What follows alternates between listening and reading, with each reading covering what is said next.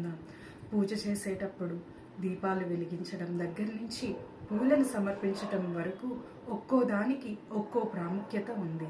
ఇది సాంప్రదాయమే కాదు, కృతజ్ఞత మరియు భక్తికి నిదర్శనం. పూజ చేసే సమయంలో పూలను సమర్పించటం, దీపాలు వెలిగించటం, నైవేద్యాన్ని సమర్పించటం, హారతి ఇవ్వడం వంటివి చేస్తూ ఉంటారు. ఆఖరణ కొబ్బరికాయ కొట్టి నైవేద్యంగా సమర్పిస్తారు. మరియు చివరాఖరున తప్పనిసరిగా హారతి ఇస్తూ గంటను వాయిస్తారు.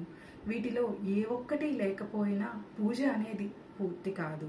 అదేవిధంగా హారతి ఇస్తూ గంటను ఎందుకు వాయిస్తారు అనగా, ఈ యొక్క గంటల ధ్వని ప్రతికూల శక్తులను, దుష్ట శక్తులను దూరం చేస్తుందని నమ్ముతారు.